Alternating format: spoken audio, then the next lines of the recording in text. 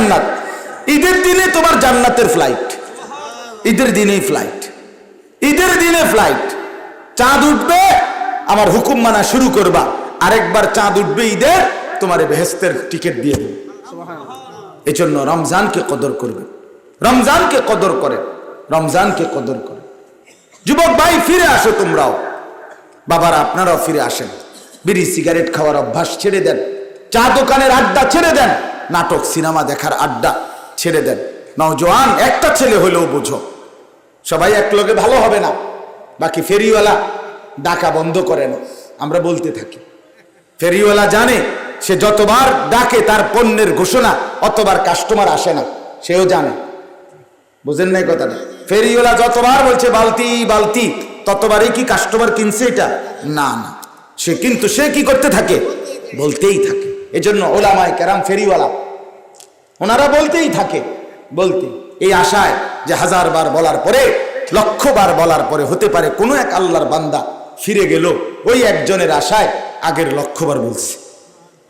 ফেরিওয়ালাও জানে যে হয়তো 1 ঘন্টা পরে আমি 100 বার 500 বার বলার পরে একজন কাস্টমার হয়তো একটা বালতি কিনতে পারে, একটা পণ্য কিনতে পারে, এই আশায় বলা।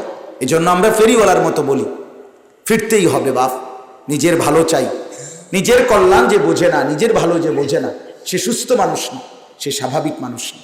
এই জন্য রমজান আমাদের সামনে আসতেছে ইনশাআল্লাহ। প্রত্যেকেই দিল থেকে নিয়ত করে আপনাদের কাছে আমার অনুরোধ, আমার এই শেষ কথাটা হইল, প্রত্যেকটা মুসলমান যুবক ভাই, মুরব্বী, পর্দার আড়ালের মা বোন, আমাদের প্রত্যেকের চলাফেরার দ্বারা যেন এটা বোঝা যায় যে আমি রমজানের কারণে আমার চলাফেরা, কথাবার্তা, আচরণ, উচ্চারণের মধ্যে দুনিয়াবি লোভ কমাইছি, আখেরাতের ফিকির বাড়াইছি। কমপক্ষে একটু ভিন্নতা, একটু অতিরিক্ত প্রস্তুতি, অতিরিক্ত আমল, এটা যেন আপনার মধ্যে থাকে, আপনার চেহারায়, সুরতে।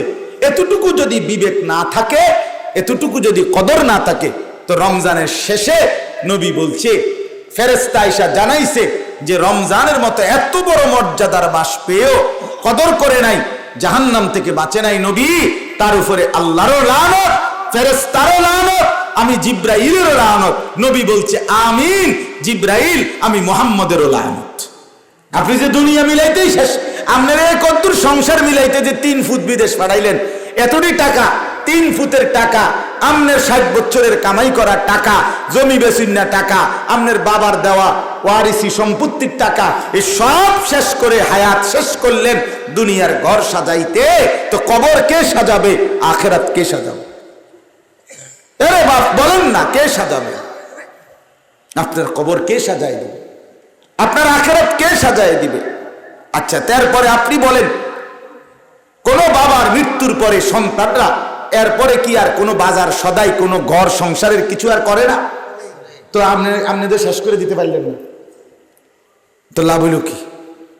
হেই তো আপনার ফুতে আবার কি বাড়া বানতে আছে, মানে আবার রোজগার করতেছে, আবার বাজার করতেছে, তো লাভ হইল কি? বলেন না, লাভ কি হইল? আমার আব্বা 2015 সালে ইন্তেকাল করছে, তো আজকে 2024 সালে আইসা এখন আমরা আমার বাবার মৃত্যুর পরে আর বাজার করি নাই, আমরা ঘর সংসারের কোনো ফার্নিচার কিনি নাই, তো লাভ হইল কি? আমার আব্বা তো শেষ করে দিয়ে যেতে পারেনি, কেউ তো পারবে না, কেউ তো না বাপ। অতএব আমার কথার উপসংহারে আসেন, উপসংহারের কথা এটাই, আমি যে উদ্দেশ্যে পড়ছি, আমাদের এটা বোঝা উচিত, দুনিয়া আমার, কবরও আমার, আখেরাতও আমার, এই স্ত্রীও আমার, ছেলে মেয়েও আমার, ওদের ভালো দেখা এটাও আমার দায়িত্ব, কিন্তু আমার নিজের কবর আখেরাত দেখা এটা আমার এর চাইতে বড় দায়িত্ব।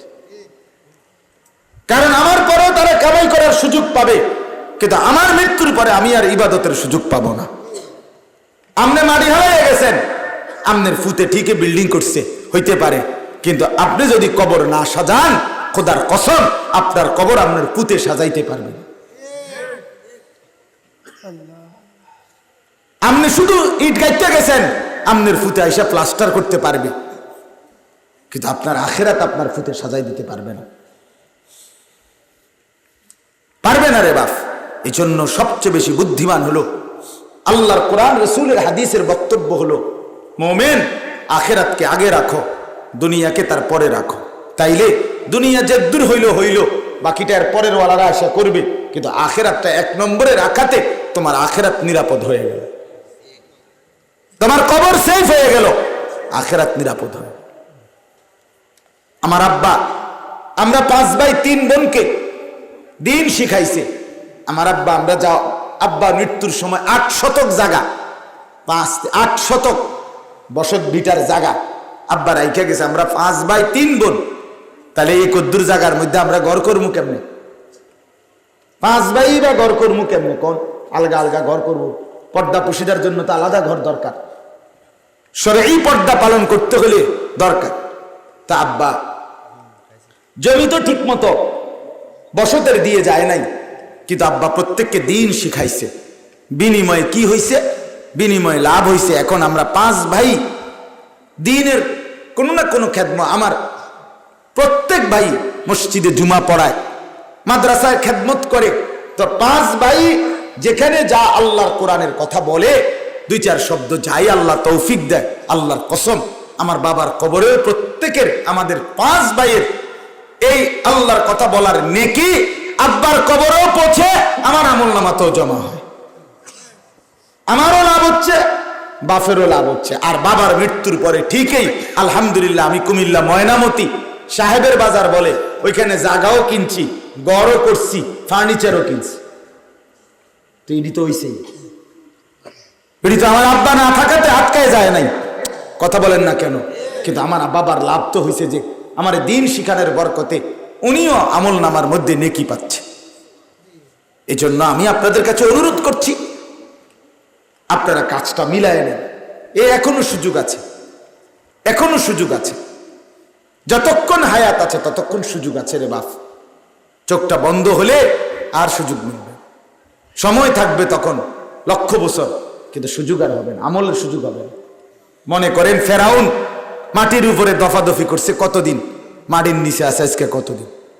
আবু জেহেল মাটির উপরে রাসূলুল্লাহর সাথে বেয়াদবি বাড়াবাড়ি করছে কত বছর, অহংকার করছিল, আজকে মাটির নিচে আছে কত বছর। রাসূলুল্লাহ সাল্লাল্লাহু আলাইহি ওয়াসাল্লামের জামানা ইন্তেকাল করলে আবু জেহেল আজকে মাটির নিচে আছে 1450 বছরের বেশি, ঠিক না বলেন না? তো মাটির উপরে কি 1450 বছর আছিল? নাহলে 60 বছর, নাহলে 70 বছর। তুই মাটির উপরে বড়াই করলি কয় বছর, মাটির নিচে পড়ে রইলি কয় বছর? এখনো তো সামনের ঘাটি রইছেই, এখনো তো হাসরের মাঠ রইছেই, এখনো তো জাহান্নামের আযাব রইছে। কবরে আছো কতদিন? এজন্য বাপ প্রত্যেকেই হিসাব করেন, এখানে থাকবেন উপরে যতক্ষণ, তার চাইতে অনেক অনেক বেশি। একটা বর্ণনায় আছে, মুহাদ্দিসিনে কেরাম বলে কোন কোন বর্ণনা দ্বারা, যে কবরের সর্বশেষ যেই ব্যক্তিটা কবরে ঢুকবে হতে পারে তাকেও 40,000 বছর কবরে অপেক্ষা করতে হবে। তাহলে কবরে পড়ে আছে কতদিন? দয়া করে ভাবতে শিখেন, খামখেয়ালি করেন না। যদি মনে করেন গুরুত্ব দেওয়া উচিত স্ত্রীর, ছেলের, মেয়ের, নিজের, তাহলে একটা বড় সুযোগ আমাদের সামনে, সেটা হলো মাহে রমজান। ঠিক কিনা বলে?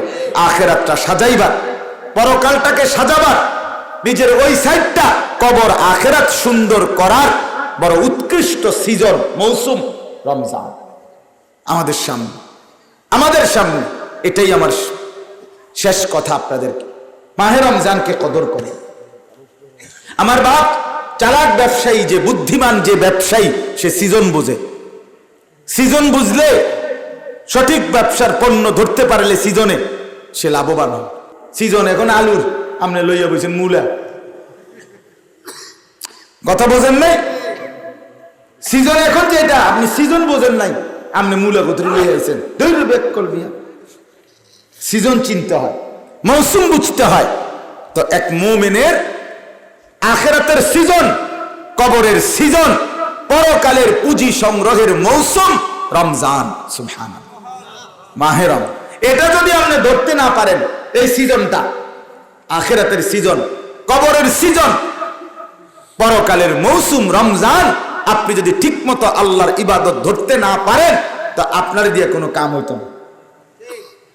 রমজানে যে আখিরাত কামাইতে পারে না, তারে দিয়ে জীবনও কোনোদিন হইতো না। এটা আমাদের দেশে একটা কথা আছে, আপনারা জানেন কি না কি জানি, আমি শুনছি আর কি, আমগো লাকসাম অনেক সময় মুরব্বীদের কাছে, গ্রামের মানুষের কাছে, কলার ব্যবসায় যে মাইর খায় তার কলালে ব্যবসা নেই। এটা জানেন নি আপনারা? কেউ শুনছেন নি? কলার ব্যবসা শেষ ব্যবসা। কলার ব্যবসায় যে মাইর খায়, কলা এই অপদার্থের কপালে আর ব্যবসা নেই। মানে কলার ব্যবসায় নাকি কোনো লস হয় না। কথা বুঝছেন? আমরা আগে শুনতাম ছোটবেলায়, এটাও আমি ছোটবেলায় শুনছি, গরুর গাড়ির চাক্কার মধ্যে যদি কেউ অ্যাক্সিডেন্ট করে তো তারে জরিমানা দেওয়া লাগে। বুঝছেন নি কথাটা? মানে গরুর গাড়ির চাক্কা তো অনেক বড়, এটা ক্যাঁ ক্যাঁ করে আওয়াজ করতে করতে, আমিও দেখছি ছোটবেলায় গরুর গাড়ি আস্তে এতটা আস্তে যায়, এত আওয়াজ করে যায়, এটা কোনো হর্ন লাগে না, এটা পুরোটাই হর্ন। এটা সারাক্ষণই কি বাজে? হর্ন বাজে, ক্যাঁ ক্যাঁ করে। এরপরেও আপনি এটা তলে পড়ছেন, আপনি জরিমানা দিবেন।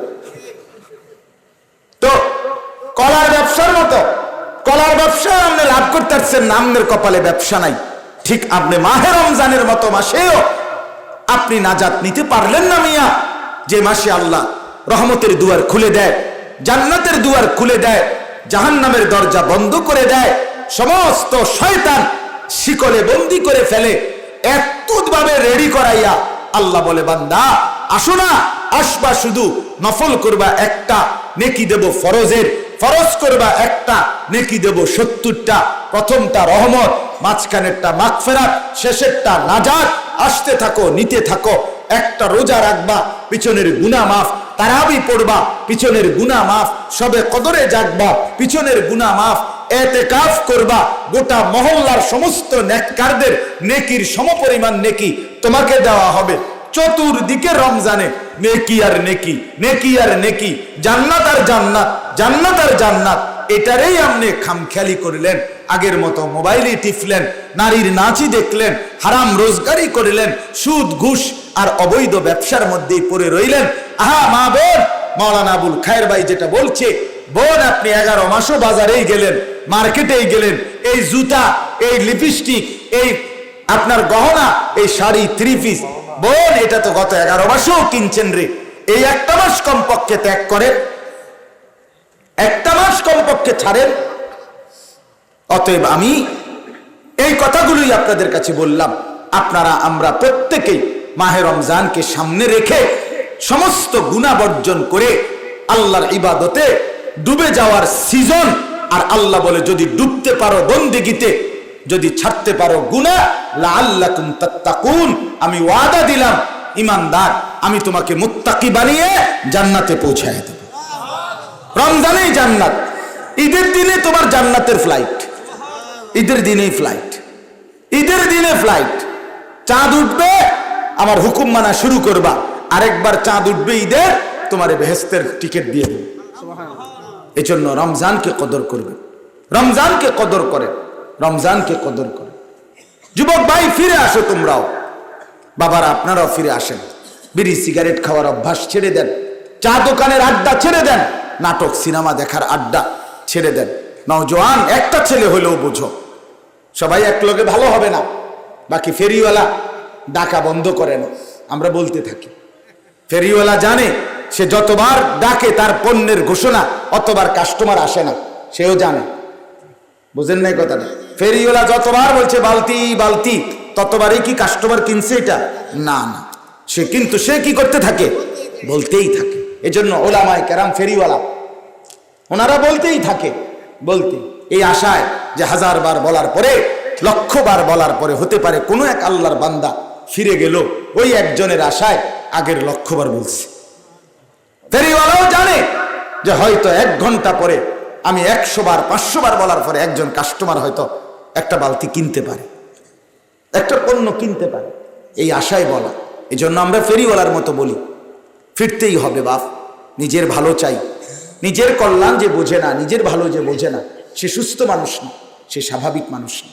এই জন্য রমজান আমাদের সামনে আসতেছে ইনশাআল্লাহ। প্রত্যেকেই দিল থেকে নিয়ত করে, আপনাদের কাছে আমার অনুরোধ, আমার এই শেষ কথাটা হইল, প্রত্যেকটা মুসলমান যুবক ভাই, মুরব্বী, পর্দার আড়ালের মা বোন, আমাদের প্রত্যেকের চলাফেরার দ্বারা যেন এটা বোঝা যায় যে আমি রমজানের কারণে আমার চলাফেরা, কথাবার্তা, আচরণ, উচ্চারণের মধ্যে দুনিয়াবি লোভ কমাইছি, আখিরাতের ফিকির বাড়াইছি। কমপক্ষে একটু ভিন্নতা, একটু অতিরিক্ত প্রস্তুতি, অতিরিক্ত আমল, এটা যেন আপনার মধ্যে থাকে, আপনার চেহারায় সুরতে।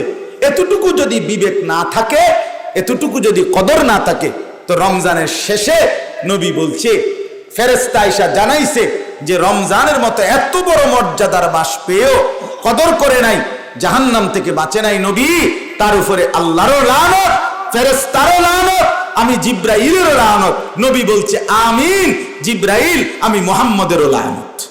যা, তোর উপরে খোদার গজব, তোর উপরে রসুলের গজব, তোর উপরে সমস্ত ফেরেশতার গজব, তোর উপরে আল্লাহর লানত। তুই তুই মোবাইলে দেখ, যা, তোর উপরে আল্লাহর লানত পড়ুক। তুই বেডি বাজারেই ঘুর, যা, তোরে খোদা আর ঘরে ফিরাবে না, তুই বাজারেই ঘুরবা। তোমার এই এক জুতার লেগেই তোমারে খোদায় ঘুরাইব,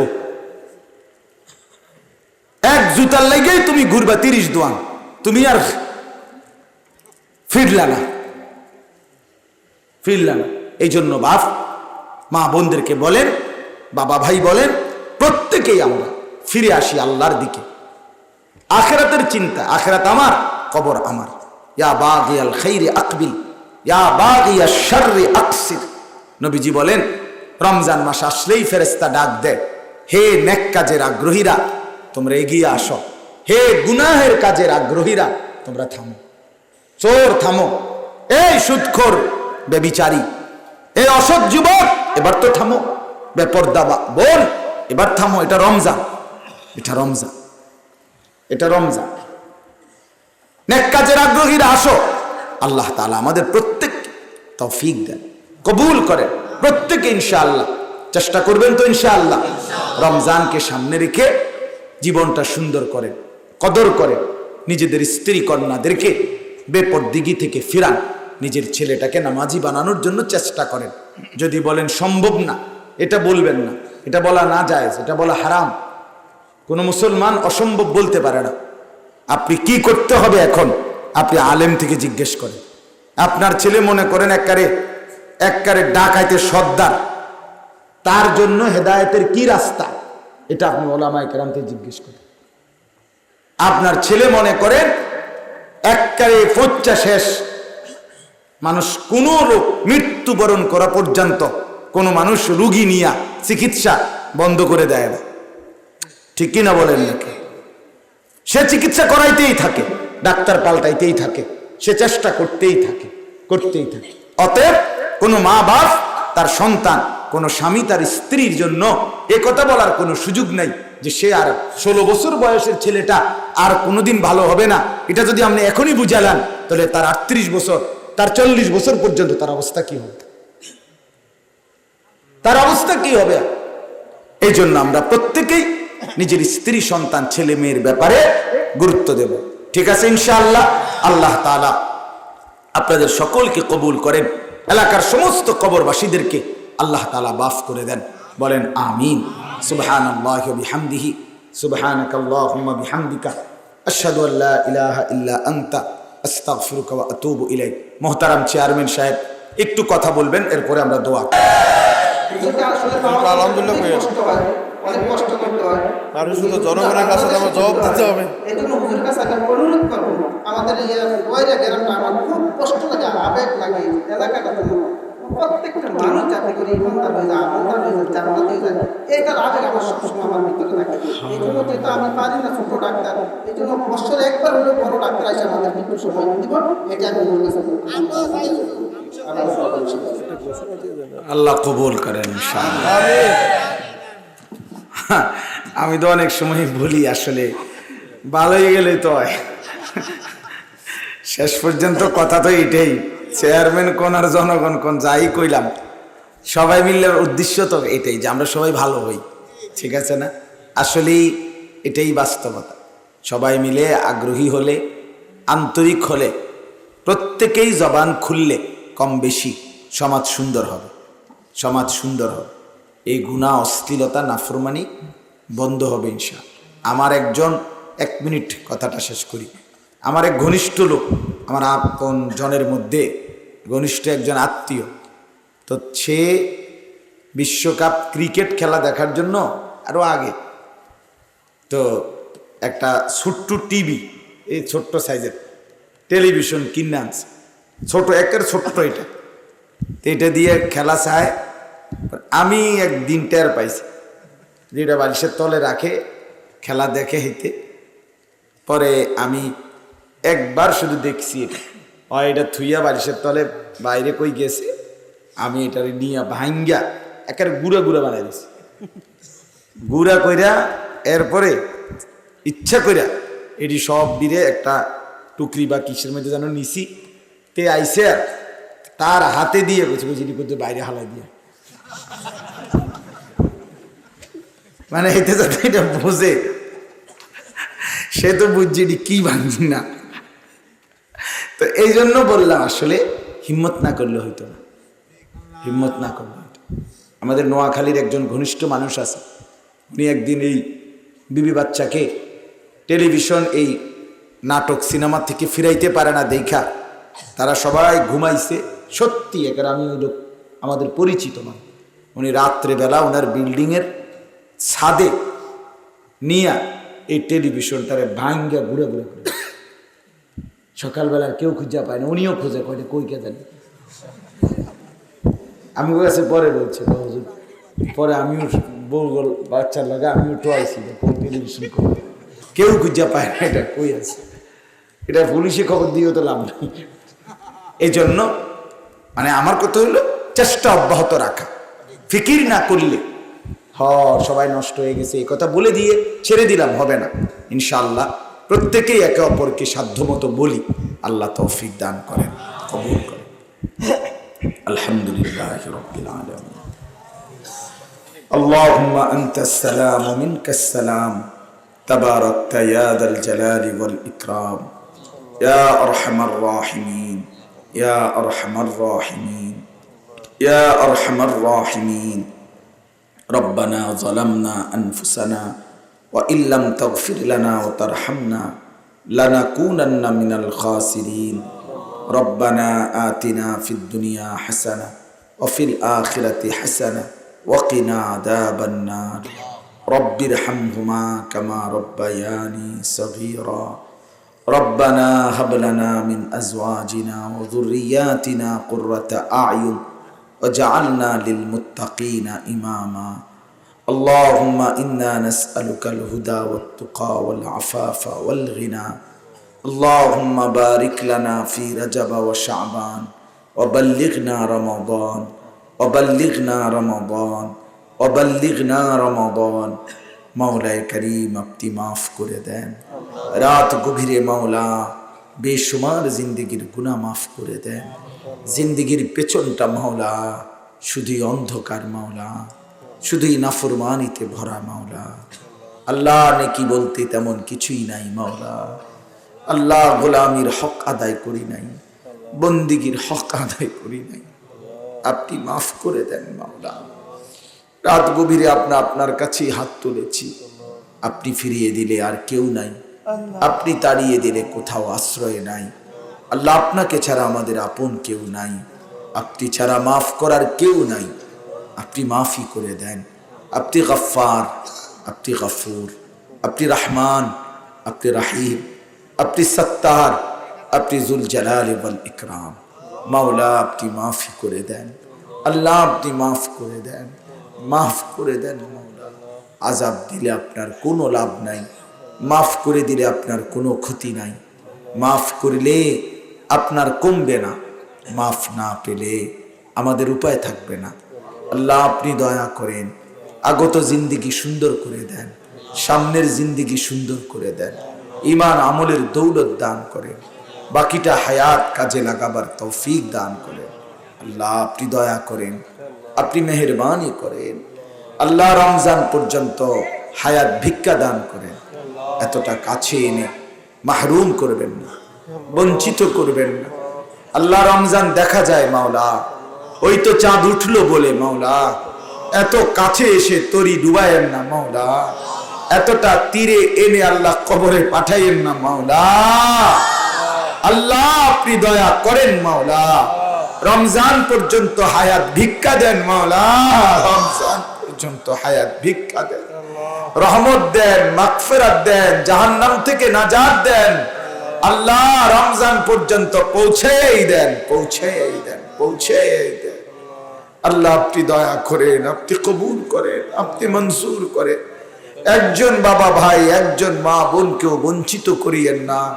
রমজানের রহমত, মাগফিরাত, নাজাত প্রত্যেককে দান করেন, সবে কদর দান করেন, ইতিকাফের মর্যাদা দান করেন। আল্লাহ কবুল আর মঞ্জুর করেন, রহম আর করম করেন। এলাকার সমস্ত কবরবাসীদেরকে মাফ করে দেন। আল্লাহ কেউ মা হারিয়েছি, কেউ বাপ হারিয়েছি, দাদা দাদি, চাচা চাচি, মামা মামি, ফুফা খালু, আত্মীয় স্বজন, বিবি বাচ্চা, স্ত্রী সন্তান, ঘর পরিবারের যে যাকে হারিয়েছে মাওলা, সমস্ত কবরবাসীদেরকে মাফ করে দেন। কিয়ামত পর্যন্ত কবরের আযাব মাফ করে দেন। কবরগুলোকে আপনার নূরে রহমত দ্বারা ভরপুর করে দেন। আল্লাহ কবরে জান্নাতের আলো জ্বালিয়ে দেন। আমাদেরকেও কবরে যাওয়ার আগেই মাফ করে দেন। আল্লাহ সমস্ত কবরবাসী আশপাশ থেকে যারা এসেছে তাদের প্রত্যেকের যার যত মুর্দেগান কবরে, সকলকে মাফ করে দেন, সকলকে মাফ করে দেন। আমাদের জীবন সুন্দর করে দেন, আমাদের আখলাক সুন্দর করে দেন, আমাদের রাত সুন্দর করে দেন, আমাদের দিন সুন্দর করে দেন, আমাদের জবান সুন্দর করে দেন, আমাদের কথাবার্তা সুন্দর করে দেন, চাল চলন সুন্দর করে দেন। যুবক ছেলেগুলোকে নামাজি বানিয়ে দেন। আল্লাহ নওজওয়ানগুলোকে ফিরায়া দেন। মোবাইলের আসক্তি থেকে বাঁচান, নারীর আসক্তি থেকে বাঁচান, মদ জুয়ার আসক্তি থেকে বাঁচান, জিনা ব্যভিচারের আসক্তি থেকে বাঁচান। আল্লাহ আপনি ফিরায়া দেন। আপনি চাইলেই এরা বদলে যাবে, আপনি না চাইলে কিছুই হবে না মাওলা। আপনি চেয়েছেন বলেই তো ওমর বদলে গেছে, আপনি চেয়েছেন বলেই তো কত নওজওয়ান সাহাবী বদলে গেছে মাওলা। এরাও তো মুসলমানের সন্তান মাওলা। আপনি এই ছেলেগুলোকেও বদলে দেন, এই নওজওয়ানগুলোকেও বদলে দেন। আমার বাবা চাচা মুরব্বীদেরকে বাকিটা হায়াত আরো বেশি নেক আমলের তৌফিক দান করেন।